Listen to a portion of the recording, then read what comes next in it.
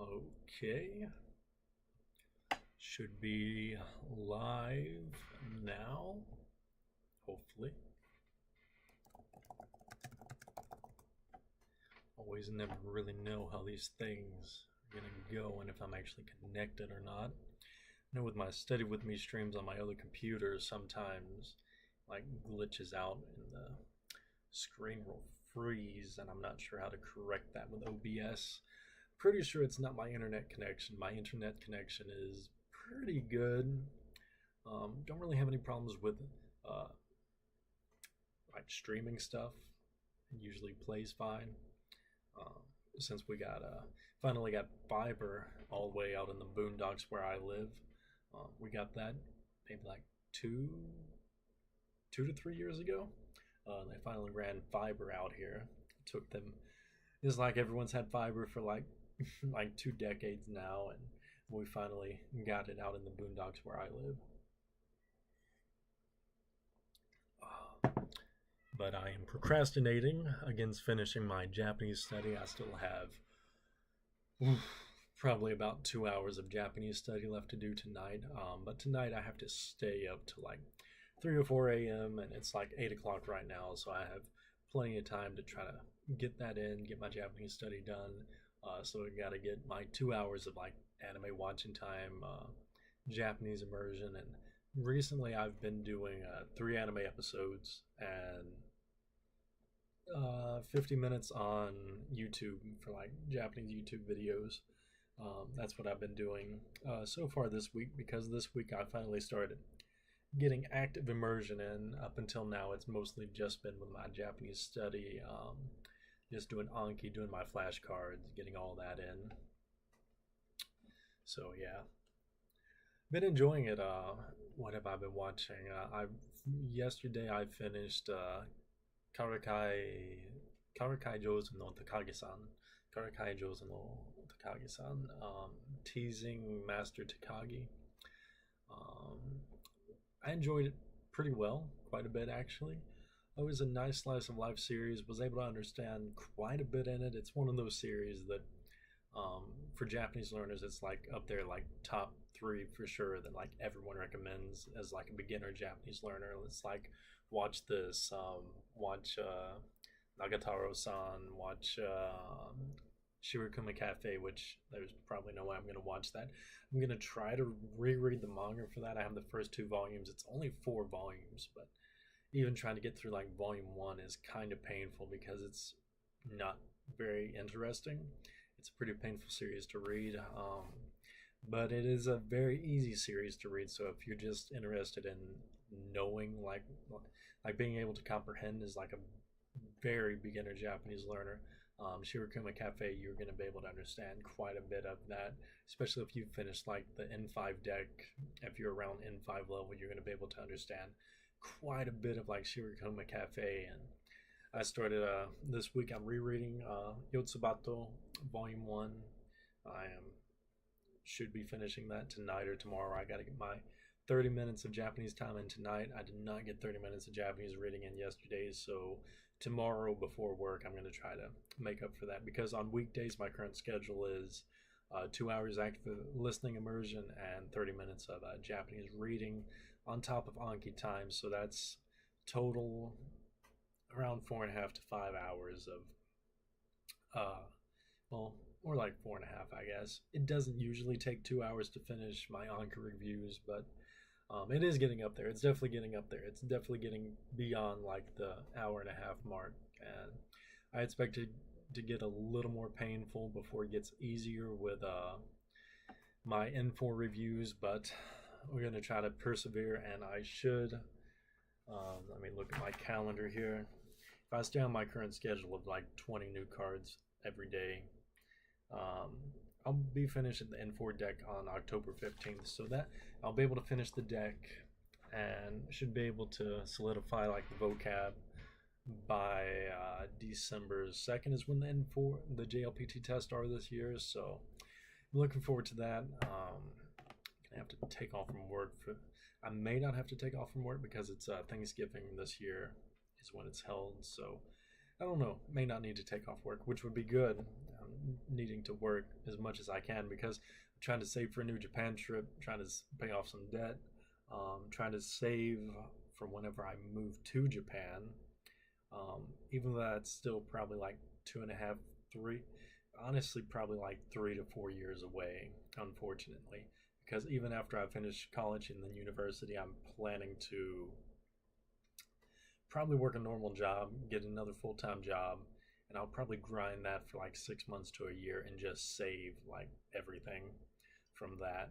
And then I'll start applying to like Japanese jobs, hopefully become a teacher over there and like pursue the dream of like living in Japan for a while.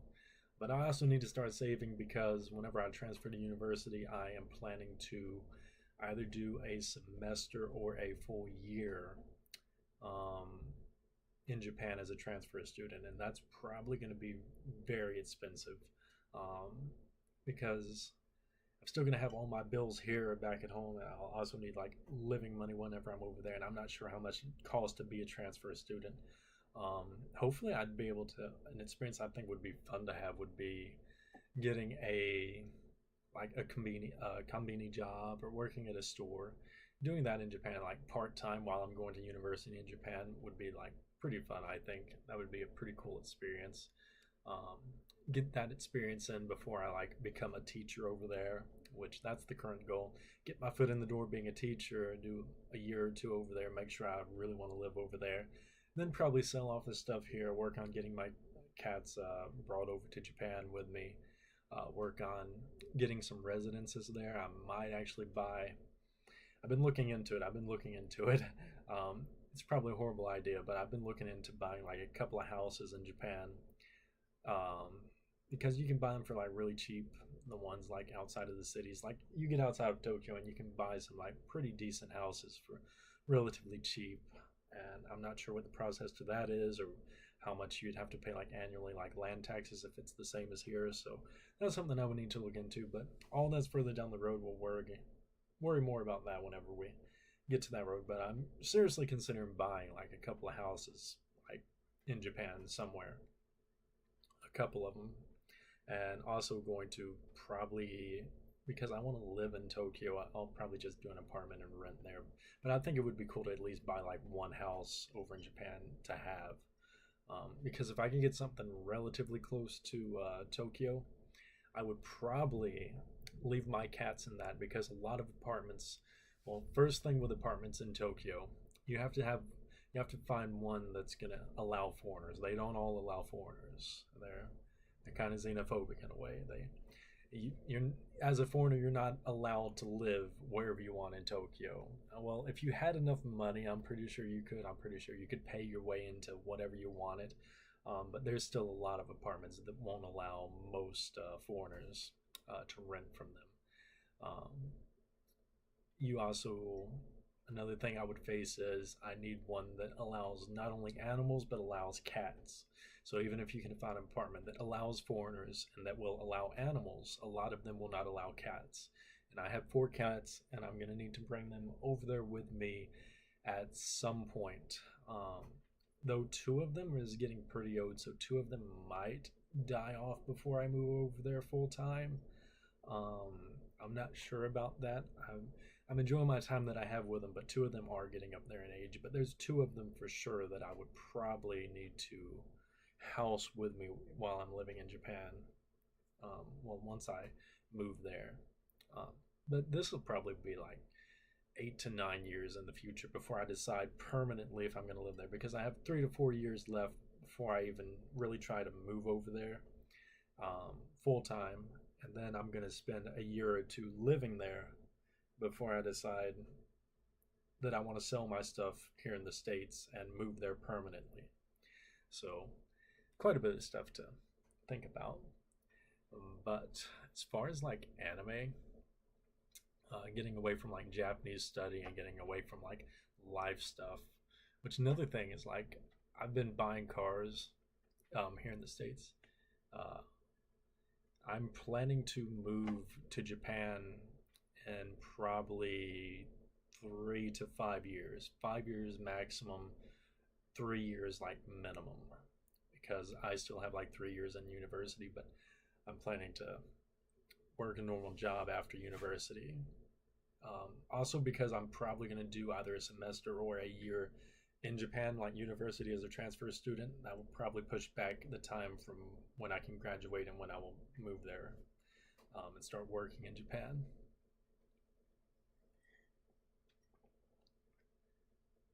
And that's one of the things that I've been dealing with is what am I going to do with my collection? I've already decided basically. Probably this year or maybe next year, I'm gonna start selling off my video game collection. I have very extensive video game collection. Might start getting rid of anime because honestly, I don't watch anime DVDs or Blu-rays anymore. Really, um, there's some that I will probably keep for sure, but um, even whenever it's like anime that I have, like if I can watch it on Crunchyroll, I'll just watch it on Crunchyroll instead. It's just easier than coming downstairs and finding it on the shelf and putting it in a lot of the time. So, as far as manga, that's the big thing because that's like the bulk of the collection. There's thousands of manga, and I still do plan to keep collecting, but I don't know if I want to keep my English ones. That's another thing that I've been dealing with. It's like I don't know if I want to keep my English manga or sell off most of my English manga and just keep the Japanese ones and replace them with Japanese, or just wait until I'm living in Japan and either buy a house or two to store the manga in and just start collecting heavier over there because it might actually be cheaper. Um, what city in Japan are you going to stay? Ideally, I'm going to live in Tokyo. That's the plan. That's where I want to live. I'd really like to stay in Tokyo. I'm the most familiar with Tokyo. I'd like to buy a house somewhere just outside of Tokyo and also have an apartment in Tokyo where I live. Because apartments, you can get pretty cheap apartments in Tokyo for not too expensive, but they are very small. Apartments in Tokyo are very tiny, and you cannot have a collection. And me having four cats that I might potentially need to move over there with me, that would make it very difficult. But right now the plan is Tokyo. If I can get a job in Tokyo, like after graduating, that would be ideal. Though I'm not fully against Kyoto or Osaka or Fukuoka or anything. It's just there's the most that there's more things to do in Tokyo.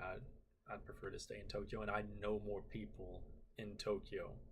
Like I have a friend that stays in Fukuoka, like an artist friend, but that's like really far away, and that's like really far south, and it's really hot in southern Japan. So Tokyo is a nice climate.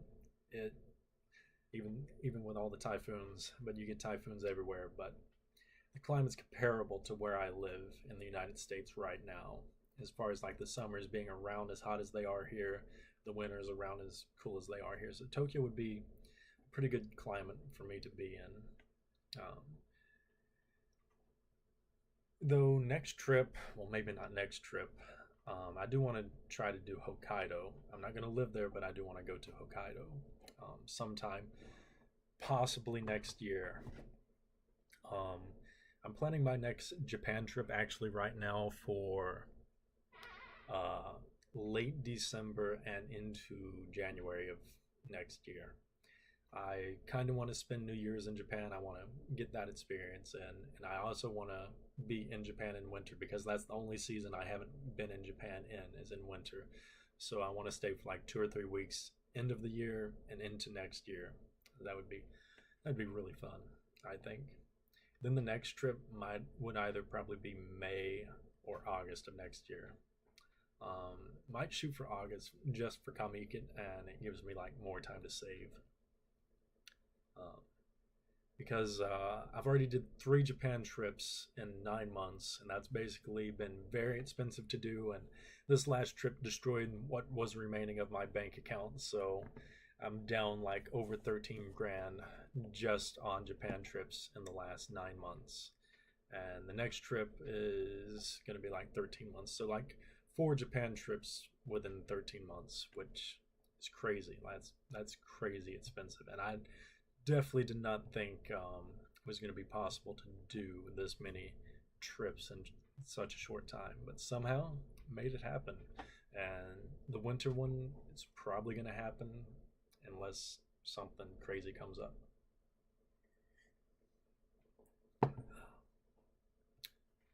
But I guess getting away from like Japanese talk, I was about to get into talking about anime. Not sure what anime are airing this season. Um, well, this coming up season, I was watching like I was watching like 7 or 8 different anime before I went to Japan last month. I was watching like 7 or 8 different anime, and I fell off all of them whenever I went to Japan, and I haven't caught up on them. But I've also been making the transition away from subtitles and watching anime Japanese only, so that's something that I've been having to deal with. So I on weekdays, Monday through Friday, that's the only time I'm able to watch anime. I watch 3 episodes a night, so I kind of just want to stick with anime that is completed. Can I understand Japanese? Not fluently. I'm not fluent in Japanese, and it depends on what your definition of fluent is. I have passed the JLPT N5 test. I am working on I'm going to be taking the N4 test this year, and next year I'm actually going to university, and my major is going to be in Japanese. Um, though next year, hopefully, I will be mostly fluent in Japanese. I'm hopefully going to be reaching around N3 level this year, and N2 level. N3 level is like pretty fluent. Pretty fluent you can be with like N3 level, but N2 and N1 level would be like really fluent.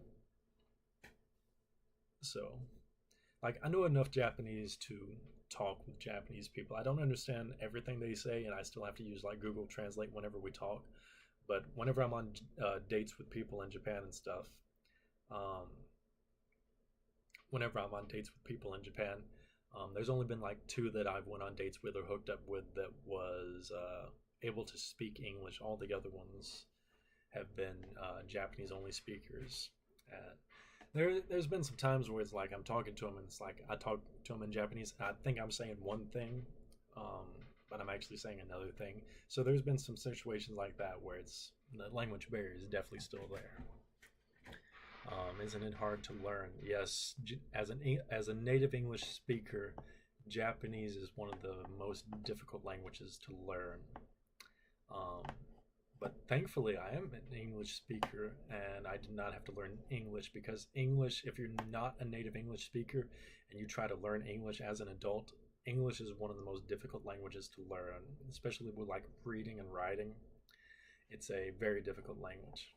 Um, but Japanese, for my Japanese, I can tell you basically what my Japanese level is. Basically, I am over 1,100 kanji that I can recognize and read. I know all the hiragana, all the katakana, and for Japanese vocab and sentences, I know 1,466 sentences right now in Japanese. That's my current level, though I'm learning 20 new cards a day, so that's going to go up pretty quick. I'm planning to finish the uh, JLPT N4 Tango deck next month. Like I said, October 15th is when I'm scheduled to complete that, and that's, let's see here, I'm like 400 sentences in, so that's going to add like another like 900 sentences to my vocab um, within like a month. So yeah, Japanese is hard to learn, but it's really just immerse in the language, do your flashcards, do Anki, watch anime in Japanese, watch news in Japanese, and just read in Japanese. You do that for like 2 years, and you'll be pretty fluent in the language.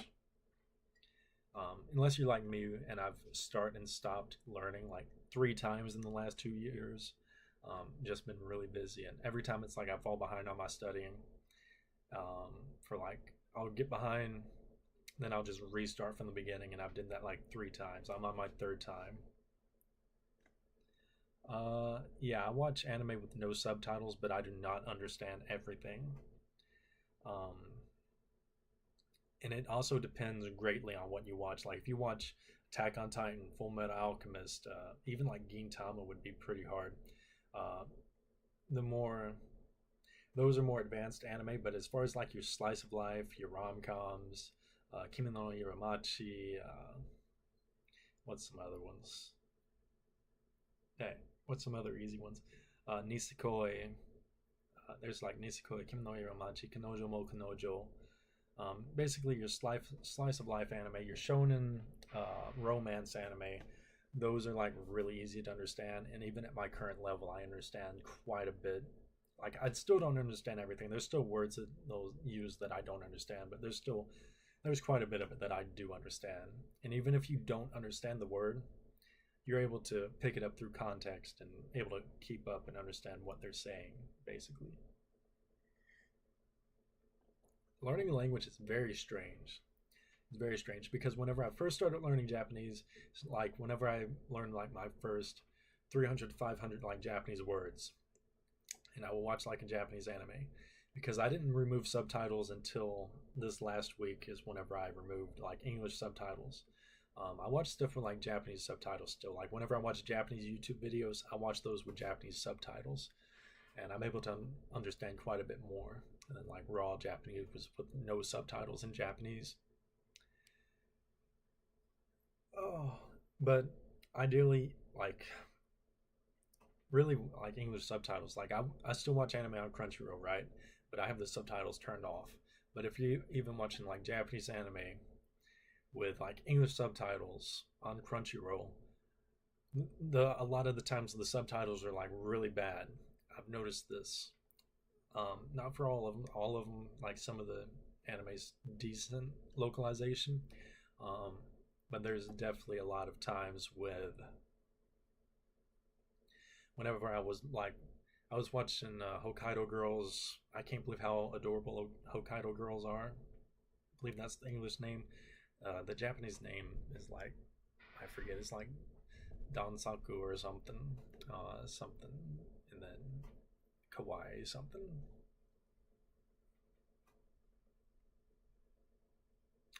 Uh, are the subtitles accurate now that you know Japanese? No, they are not. They are more accurate than the dubs, but the English subtitles are not as accurate. Because even with the subtitles, it's still a localization.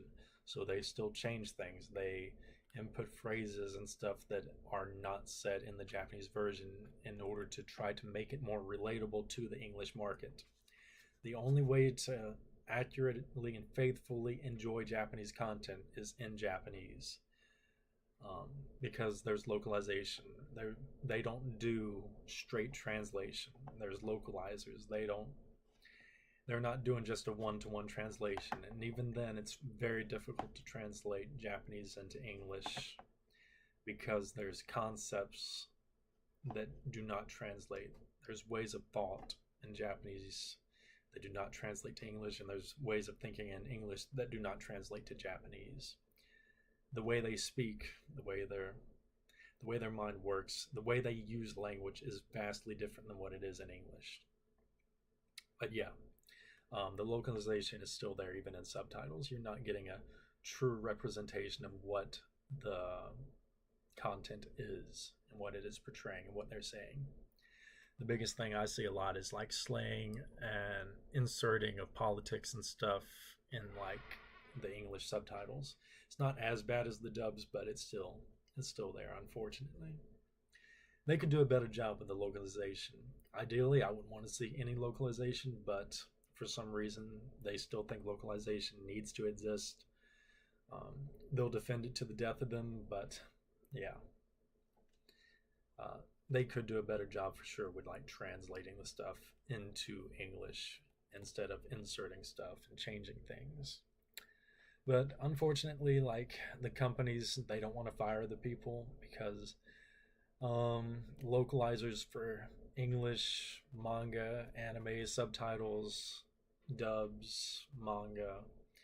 Unfortunately, it's like a really close net group, and if you're not in the group, you cannot get into the group. If you have the wrong way of thinking, you're not going to get hired by these companies. They're going to blacklist you. They're going to keep you out from trying to make changes that would make it a better product. And that's one of the reasons. Well, yeah, that was probably the first reason that made me decide to start learning Japanese, because I didn't decide that I was going to move to Japan until like November of last year. Is whenever I decided I wanted to pursue moving to Japan. That's whenever I decided this was going to be my goal. Um, but before that, it's like I was just learning Japanese to get away from being able to from having to consume English manga, English anime, even subtitles. That was my goal originally with like learning Japanese, was only to be able to consume Japanese culture and media in its native language. Because until I went to Japan last November, I didn't even start like trying to date, hook up with people, or even really consider moving to Japan until then. But after getting to visit to Japan, after getting to visit Japan for the first time in almost 4 years, well, it may have been 4 years. The last time I went was like August of 2019, and then I went November of last year for the first time in like 4 years, and I just fell completely in love with the culture, the people, and decided I truly wanted to pursue living there. So originally, when like learning Japanese, it was only to consume Japanese media. I like the culture of Japan. I like their way of thinking. I like how they're a lot more conservative. I like how they're a lot more traditional. They have a lot more values that correlate and coincide with the way I believe life should be and the values that we instill upon the future generations. Um, Plus, the culture is really good, and the dating scene is so much better than in the States. That's another big thing. I could foresee myself marrying a Japanese woman as opposed to like an American woman, because if you're older like I am, the dating scene is abysmal here in America. It's pretty rough even whenever you're younger. Even whenever I was younger, it was bad. But really, over the last 5 years, maybe a bit longer, the dating scene in America it's bad. It's really bad. Like it was bad pre 2020, but post 2020, it's almost almost impossible as far as dating here. And even if you can get like a woman to go out on a date with you, it's like even narrowing down the pool of people that you would want to date that you could foresee yourself marrying. It's such a small pool. Whereas like in Japan, in Tokyo, in the surrounding areas, they're like it's a bigger pool. There's a lot more women that's traditional, willing to um, be more open to like dating. It's like the women here have such high standards and like unrealistic.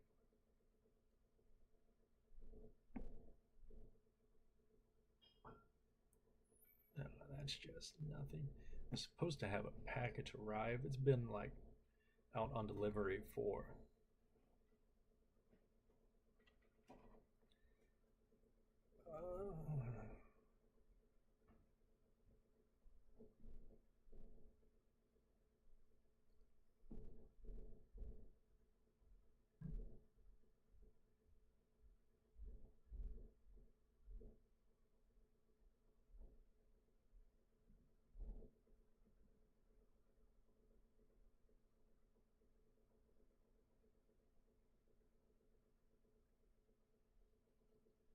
doesn't Japan have a low marriage rate? Um, it might, but they also have a lot lower divorce rate. In America, the divorce rate is around 50%, and 75% of those divorces are initiated by the woman.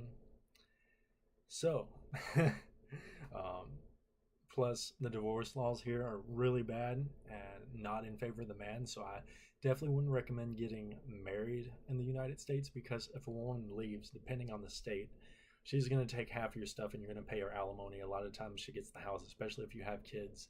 And in states like Florida, she gets alimony until she like remarries, or up to like 20 years. So yeah, uh, even if the marriage rate is low, like it's so much easier dating in Japan. Um, Plus, it's like all the women in America or at least in my area, almost every woman here, they're either obese, which I forget, it's like, let me look up the obesity rate. What is it? It's crazy. It's like 75%, or maybe it's like more, 75% or more of like American women are overweight to obese. So that's negative sign. It's like I'm not going to date an overweight or obese person. Um, Most women here are like over 170 pounds, which that's like heavy. That's more than what I weigh as a six.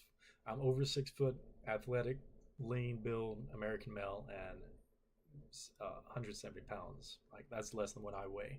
Used to weigh more. I was getting fat, and I got on a diet and started working out, and now I weigh less. Um, but as far as dating, all right, here's the criteria. It's like I don't want a woman that's overweight. I don't want a woman that has a kid. I don't want a woman that's covered in tattoos. It's like just those three alone makes the percentage of women that you can find in America so small. Like the pool is so low. Whereas in Japan, it's like almost no one's overweight. There's very few single moms, even in my age group. They're really against tattoos, so not everyone's covered in tattoos like America. It's like just the values and the virtues that they have over there. A lot more traditional. The women treat you better. They're not all delusional in their standards. So yeah, even if the marriage rate is low, I believe it just makes up for it dating there, as opposed to being here, where you're basically flipping a coin if the woman's going to divorce you and take half your stuff, in debt, put you in debt to alimony for life, like everything. It's like, and God forbid if you have a kid or multiple kids, it's like you're going to be paying child support for like 18 years at least. So yeah, I don't think the culture here is very inviting to men in America, and I don't see it getting any better. I can only see it getting worse.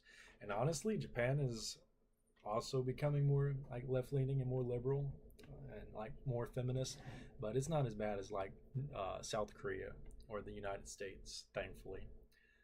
The women still want to be traditional. A lot of them still want to be traditional, even though the birth rates are lowering and marriage rates are lowering. It's like, well, yeah, well, technically, like the birth rates in America is also lowering.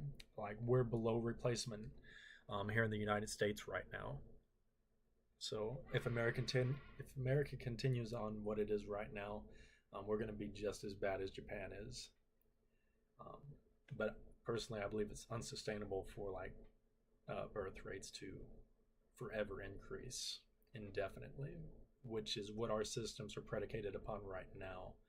If we don't have a forever expanding population in America, like all these countries, like, well, as far as like Western countries and like even some Asian countries, the way their systems are built on, it's like they have to have a growing population or the system collapses eventually. So eventually something's going to have to happen. Or it just strengthens and stabilizes it, which is what I foresee like South Korea and Japan doing eventually. But getting away from that again, got onto that topic, was going to talk about anime, I think. Yeah, that's one of the reasons they're doing immigration. It's like that's one of the reasons they're pushing so hard for immigration from third world countries. The problem with that is whenever you have mass immigration, they do not have enough time to assimilate and adapt to the values of their host country. And by not having time to assimilate, take on the virtues, and adapt to our culture, they just form groups within our country, and it makes it very difficult to coalesce and like get along with each other, and it just causes more turmoil and conflict in the long run. That's why immigration should only be done in low numbers, that it can have people assimilate to their country.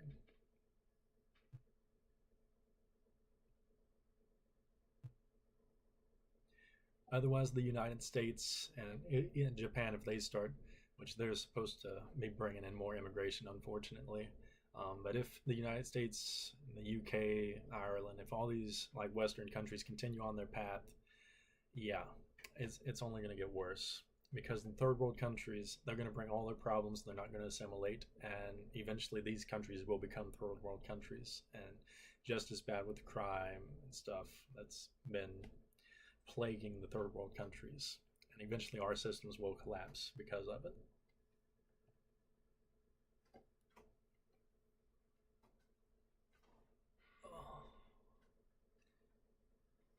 But yeah, getting on to anime now, I guess. Uh, what are some anime that I want to watch?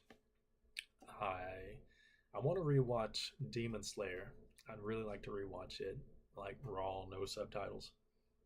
I've been thinking about getting Netflix and like a VPN just so I can watch in Japanese subtitles. There's also like Amoeba or Abima TV. I think that's the name of it. I think so anyway. I'm not sure exactly, but it's like the Japanese like streaming like online. But again, I would need a VPN for that. But I could watch anime that way. Hopefully, I think that's how they mostly watch over there. But again, there's always the Japanese Netflix route. That would be pretty fun too.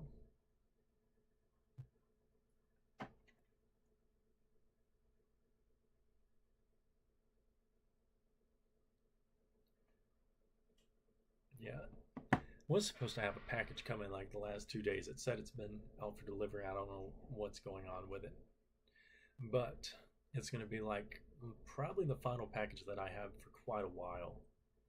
Um, it's going to be Hyakano Blu-ray number 6, the final one. Finally getting that. I thought it was only 5 Blu-rays, but apparently it was 6. So now I'm getting that one in. That's probably going to be the final unboxing for a while, and I might actually start watching those because I do have like quite a few like Japanese anime Blu-rays now, so I can just watch those as well to get some immersion in. Oh god, I've been going on for 37 minutes now. I think I'm probably gonna go ahead and end the stream here in a bit because, like I said, I have quite a bit of Japanese studying left to do, and what else do I have? I have immersion left, have Japanese reading time left. Um, Probably need to do meal prep. I haven't done that today yet. I need to clean on the house some. Um, because the weekend's gonna be brutal. 24 hours of work, all nighters over the weekend. I'm gonna try to get in bed around, I don't know, somewhere between 2 and 4 a.m. That way I can sleep in tomorrow and be able to work all night. So yeah, I think I'm gonna go ahead and end the stream here and start getting a little productive for the night. I sat down and enjoyed some coffee and streamed a bit, so yeah, I'll try to start streaming maybe like once every week or two whenever I have something to say. Whenever something changes, but my life is pretty mundane. It's pretty structured. A lot of the times I do the same stuff all the time, so there's not really anything interesting that happens in my life. Just super productive, always busy. So yeah, I will see you guys later.